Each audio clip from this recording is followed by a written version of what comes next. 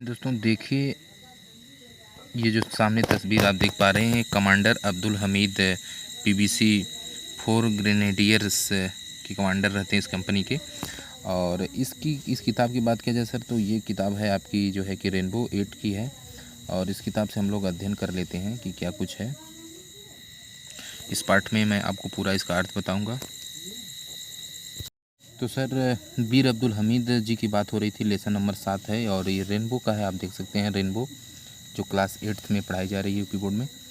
तो आप देख रहे हैं बार कोड स्कैनिंग का मतलब दोस्तों, इस पर आप क्लिक करेंगे तो इनके बारे में बताया जाएगा। पूरा इन्फॉर्मेशन दिया गया है, उसमें आपको वीडियो और ऑडियो दोनों में बताया जाएगा और तमाम जानकारी आपको इस पर मिलेगी बार कोड स्कैनिंग पे। और क्वेश्चन आंसर भी मिल सकते हैं।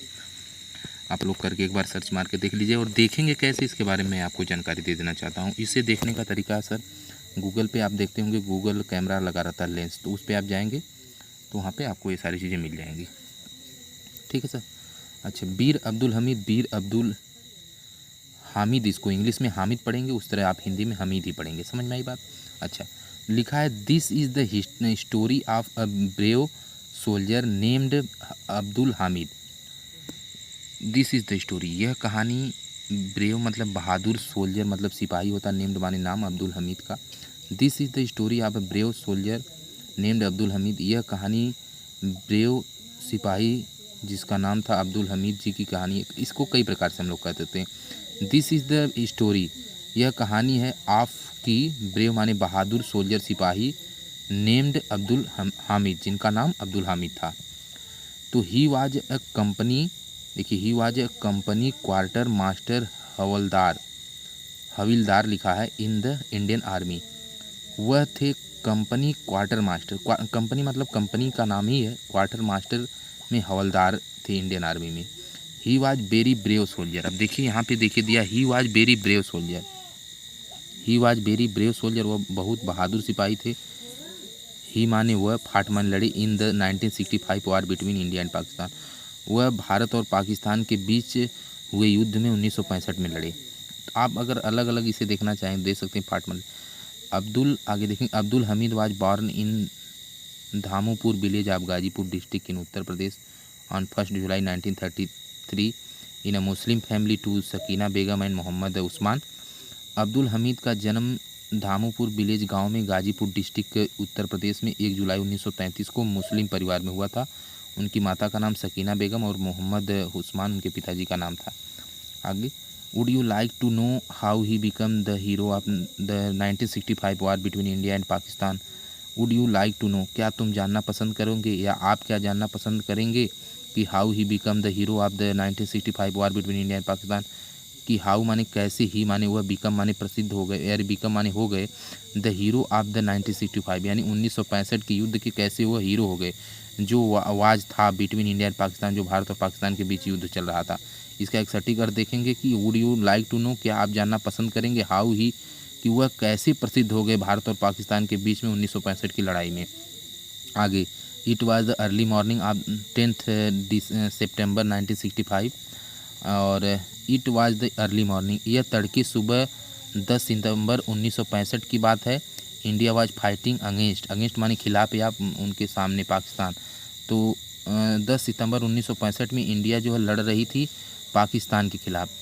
अब Pakistani regiment of Patton tanks, pattern tank, बल्कि pattern tank was marching on the Bhikhi wind.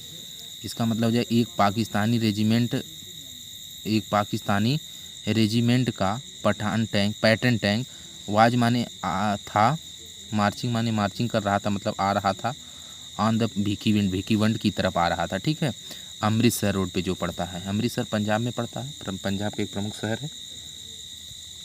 और इन द खेमकरन लिखा है, इन द खेमकरन सेक्टर मतलब वहाँ का हिस्सा बोल सकते हैं, इलाका, उस खेमकरन सेक्टर इलाके में ऑफ इंडिया, भारत के। ही तो इसका पूरा अर्थ देख सकते हैं कि जो एक पाकिस्तान रेजिमेंट का एक पैटर्न टैंक आ रहा था भिकीविंड में, अमृतसर रोड पे, और खेमकरन सेक्टर में जो भारत में पड़ता है। ठीक है, it had reached a village, यह पहुंचा एक गांव में, नेम्ड जिसका नाम था चीमा, चीमा नामक एक गांव में पहुंचता है। फिर आगे क्या होता है सर, कि this village was on the Indo पाक बॉर्डर, यह जो गांव था वो भारत और पाकिस्तान के बॉर्डर, मतलब जो बॉर्डर नहीं होता है, जो आपने देखा होगा बॉर्डर किनारा जिसको बोल सकते हैं, जिसपे बीएसएफ के जवान लगे होते हैं बॉर्डर में, वो उधर मतलब बॉर्डर के इधर भारत का हिस्सा होता है, बॉर्डर के उधर पाकिस्तान का, तो वो यही करे इंडो पाक border.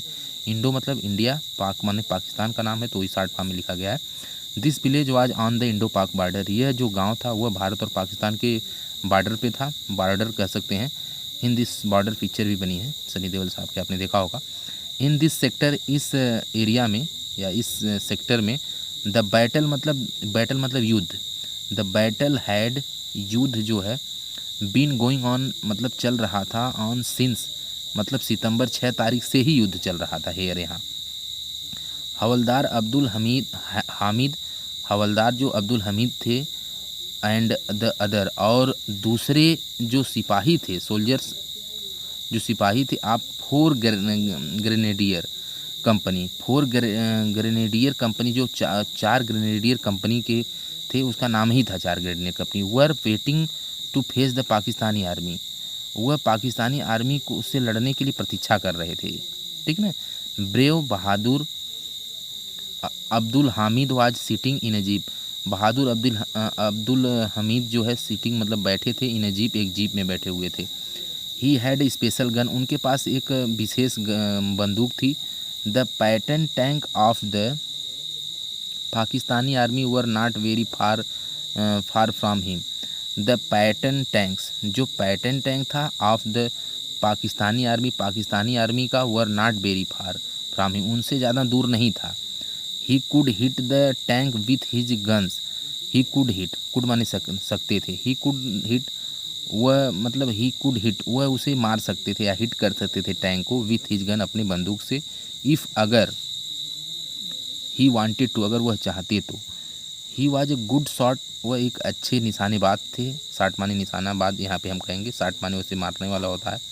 He was a good shot, वह अच्छे निशानेबाज थे, बट लेकिन he did not want to waste his shot, लेकिन वह बेकार नहीं जाना देते थे, मतलब जाने देना चाहते थे। कारण है कि वह चाहते थे कि जब वह नज़दीक और आएगा तो हम उसे सटीक तरीके से निशाना लगाएंगे, ताकि वह मतलब उसका बर्बाद हो जाए, ताकि उससे हम अपने देश में घुसपैठ या मतलब किसी प्रकार से जो क्षति न पहुंचने दे सकते हैं। तो उनका ये टारगेट था, इसलिए वो नहीं चाहते थे कि मैं पहले ही चला दूँ, जो है कि बंदूक से मतलब अपने गोला चला दूँ, बंदूक की गोली चला दूँ, जिससे कि मतलब बेस्ट हो जाए, और फिर जब हमें मारना रहे तो हमारे पास कमी हो जाए।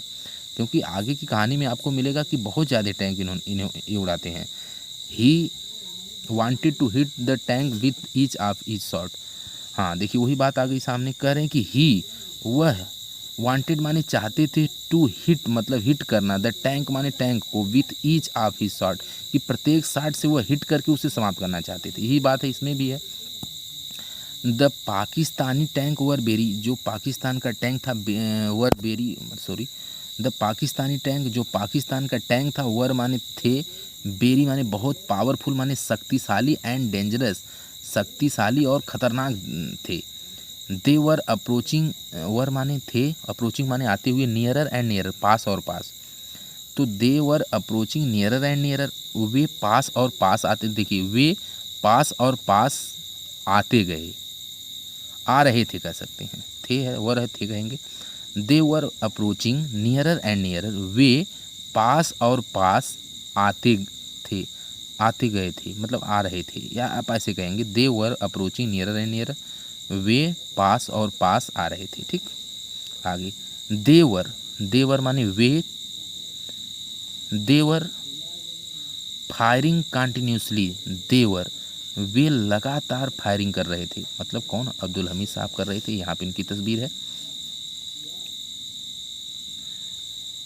वे मतलब कि लगातार फायरिंग कर रहे थे। ब्रेव अब्दुल हमीद, फिर यहाँ पे देखिए ब्रेव अब्दुल हामिद, इसे आप हामिद ही पढ़ेंगे इंग्लिश में, हमीद हिंदी में आप पढ़ेंगे, ठीक है सर।